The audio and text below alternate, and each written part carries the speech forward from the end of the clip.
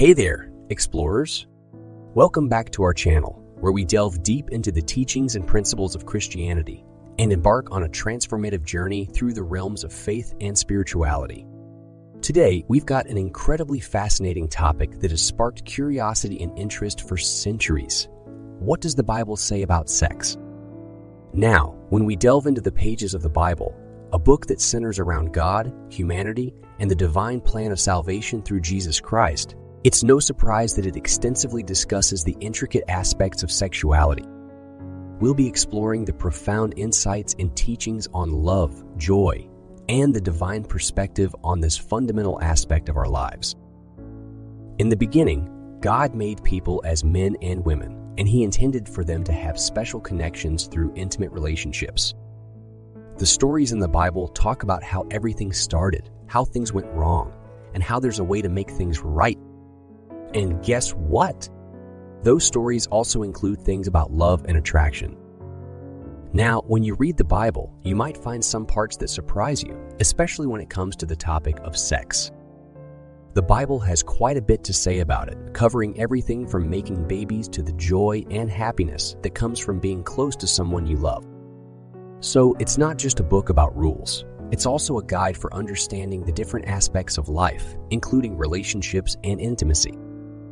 To start our exploration, let's delve into a crucial question. Does God consider sex important? The emphatic response is indeed yes. God is the mastermind behind the concept of sex. Right from the beginning, God instructed humans with a dual command: take charge of the world and increase in number. Genesis chapter 1, verses 26 to 28.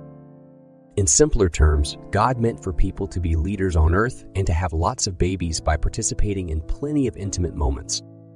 So it's not just a random thing. It's part of God's plan for humans to experience the world and grow their families through the beautiful act of sex. In the sacred bonds of a dedicated marriage, it is not only accepted, but also encouraged to revel in the gift of sexuality and romantic love that God has bestowed upon couples. The wisdom found in Hebrews chapter 13, verse 4 emphasizes the significance of cherishing marriage, stating marriage should be respected by everyone, and the marriage bed should be kept undefiled. This verse is like a guidebook that tells us to hold marriage in high esteem, valuing the special connection between a husband and wife. It's a way of saying that within the commitment of marriage, the intimate moments shared between partners are meant to be pure and untainted. So, according to the Bible, it's a wonderful thing to honor and safeguard the beautiful intimacy that flourishes within the sacred union of marriage. In the beliefs of many Christians, there's a strong conviction that God sanctions sexual intimacy exclusively within the bonds of marriage. The Christian faith is quite explicit about this, making it abundantly clear that engaging in sexual relations outside of the commitment of marriage is considered a significant taboo. According to Christian teachings, the sacredness of the marital relationship is highlighted, and any form of sexual activity is meant to be confined to the union of spouses. This means that intimate connections, as valued by the Christian faith, are reserved solely for those who have entered into the commitment of marriage. By emphasizing this restriction, Christianity seeks to promote the idea that the marital relationship holds a unique and cherished place, and any deviation from this guideline is regarded as contrary to the principles set forth by the faith. Many folks commonly refer to the commandment, "You shall not commit adultery," Exodus chapter 20, verse 14, from the famous 10 Commandments when discussing matters of relationships. However, it's essential to clarify that the term adultery doesn't simply mean that two individuals who aren't married should avoid being intimate. Contrary to what some may think, adultery, as mentioned in this commandment, specifically addresses the act of being unfaithful within a marriage by engaging in romantic or sexual connections with someone other than one's spouse. This biblical guideline aims to emphasize the importance of loyalty and faithfulness within the sacred institution of marriage. It doesn't serve as a restriction on premarital relationships, but rather underscores the commitment expected within the marital relationship. So, when we talk about avoiding adultery, it's not about unmarried individuals, but rather about maintaining trust and fidelity within the context of marriage, as emphasized in the teachings of the Bible. Sex is seen as a special gift that God has given to couples who are married, meant for their shared joy and happiness. This beautiful idea is found right in the Bible, particularly in Proverbs chapter 5, verses 18 to 19, where it says, "Enjoy the gift of your manhood, and take delight in the wife you married when you were young. May her allure and loving embrace bring you satisfaction, and let her love be a source of pure joy for you." In these verses, the Bible encourages husbands to find joy in their masculinity and to appreciate the unique and tender connection they share with their wives. It paints a picture of a loving and satisfying relationship, highlighting the idea that the love and intimacy between a husband and wife can be a source of pure delight. So, according to the Bible, sex is not just a physical act. It's a special blessing meant to enhance the bond between a husband and his wife, bringing them happiness and fulfillment. Now, let's dive into the fascinating aspects that the Bible reveals about sex, and you might find these insights quite intriguing. In 1 Corinthians chapter 7, verses 3 to 4, the Bible gives a thoughtful perspective, suggesting that a husband should willingly fulfill his wife's desires within the bounds of marriage, and similarly, a wife should reciprocate for her husband. It emphasizes the idea of mutual respect and consideration in the intimate aspects of a marital relationship. Apostle Paul, in his teachings, wisely advised the members of his congregation not to withhold sexual intimacy from each other, except perhaps for a brief period, and this exception is to allow them to focus on prayer. This guidance underscores the importance of maintaining a balance between physical and spiritual aspects of life within the context of a marital relationship.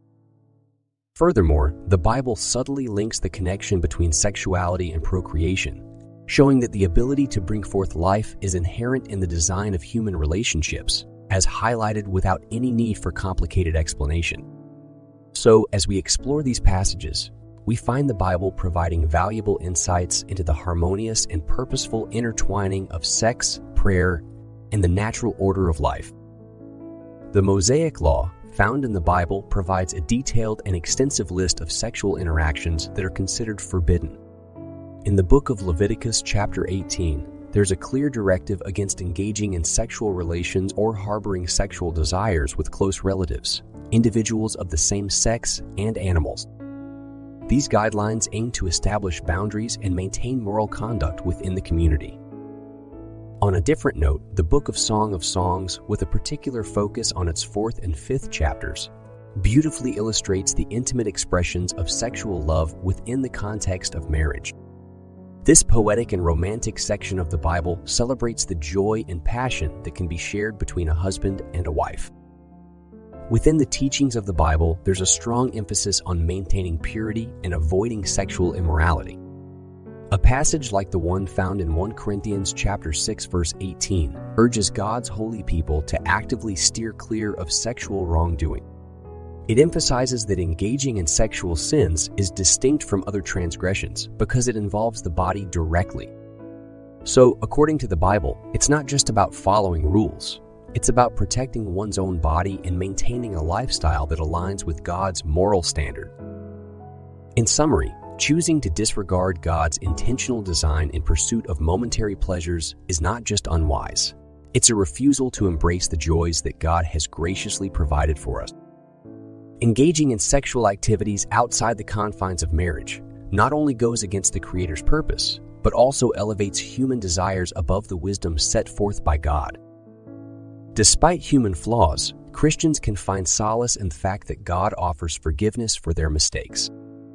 His abundant grace covers all our shortcomings, and He generously pours it out upon us, demonstrating a love that transcends our failings. However, it's crucial to differentiate between making mistakes and actively labeling sexual sin as desirable or portraying wickedness as virtuous. Such perspectives go against the principles of Christianity. True Christians should strive to align their lives with God's divine plans and find joy in the blessings He bestows upon His people. The pursuit of virtue and the rejection of sin are essential aspects of a Christian's journey, reflecting a commitment to living in accordance with God's teachings and appreciating the gifts He graciously provides. Thank you for watching. If you enjoyed this video, please consider subscribing to our channel for more content like this and sharing it with fellow Christians seeking a mindful connection with God. Don't forget to hit the like button if you found this video helpful, and feel free to leave a comment below to share your thoughts with us. We hope this discussion has shed some light on the complex and often misunderstood topic of sex in the context of faith. Stay blessed and see you next time.